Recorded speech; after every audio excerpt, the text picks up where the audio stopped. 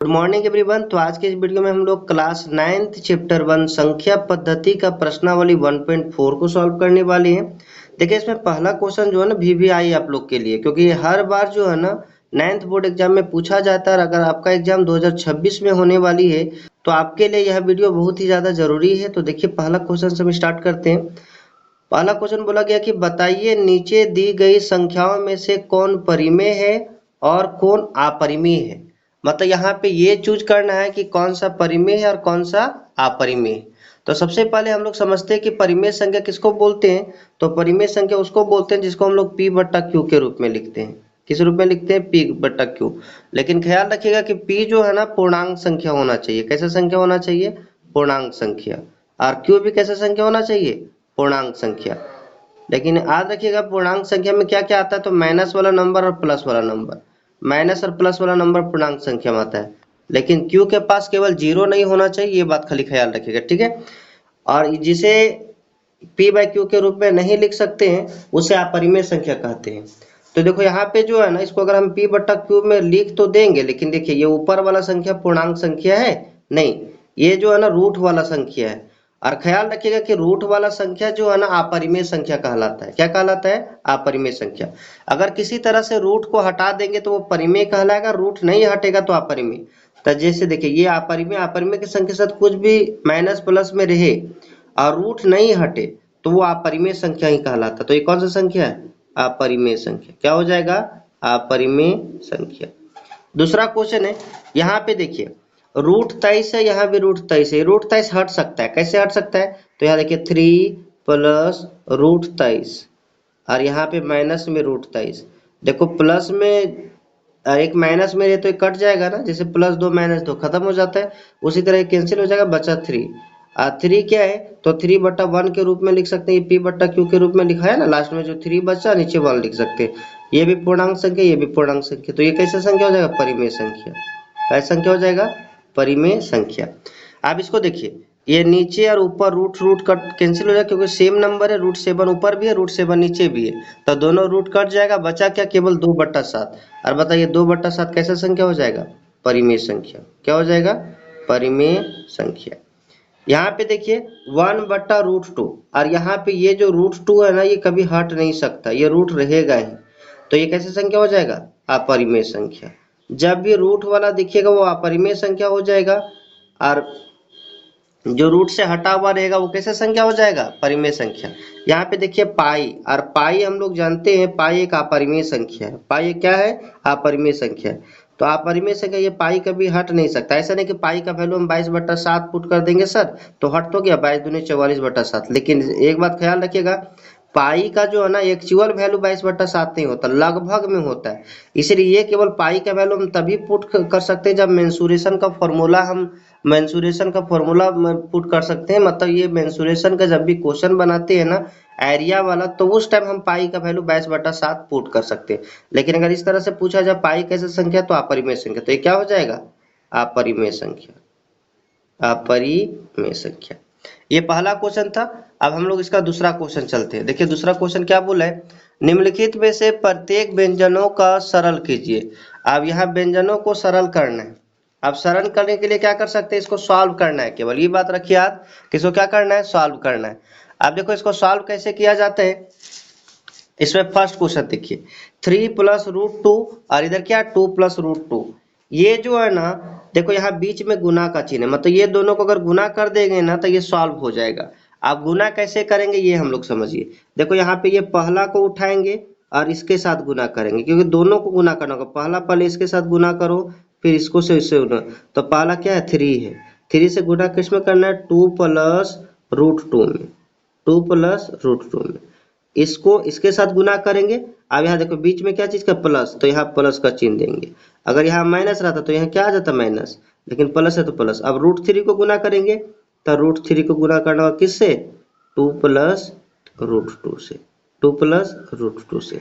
अब देखो ना 3 दूना कितना होता है? 6। 3 दूने 6, प्लस है तो प्लस। 3 को √2 से गुना करेंगे। तो एक बात ख्याल रखिएगा कि रूट वाला नंबर में ही केवल रूट से गुना होता है। अगर 3 एक पूर्ण संख्या है और एक रूट वाला संख्या है ना, तो इस तरह से गुना होगा। 3 लिखाएगा और √2 का √2 लिखेगा। ऐसा नहीं कि √6 हो जाएगा। ये 3 अलग है, ये रूट वाला अलग संख्या होता है, दोनों को गुना करेंगे तो केवल 3√2 हो जाएगा।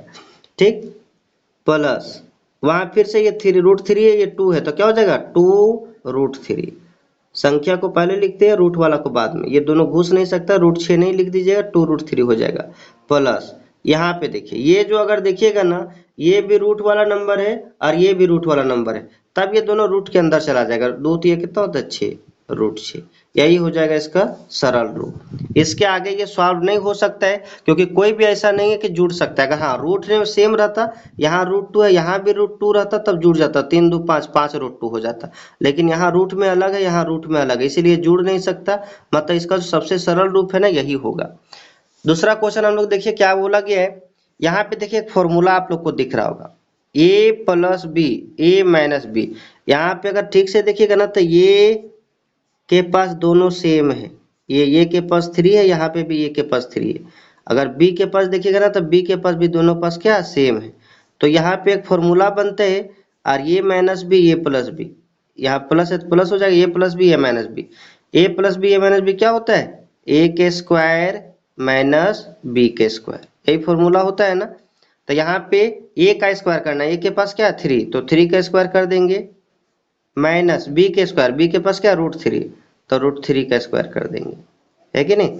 3 का स्क्वायर कितना हो जाता है 9, यहाँ माइनस √3 का स्क्वायर करेंगे तो देखिए कितना हो जाएगा √3 × √3। स्क्वायर मतलब 2 बार गुना √9, और हम लोग जानते हैं √9 कितना का होता है 3 का, तो यहाँ 3 हो जाएगा। 9 में से 3 जाए कितना बचेगा 6। तो ये था इसका सरल रूप। अब इसका हम लोग थर्ड क्वेश्चन देखते हैं। थर्ड क्वेश्चन क्या बोला गया है, देखिए ये थर्ड क्वेश्चन है।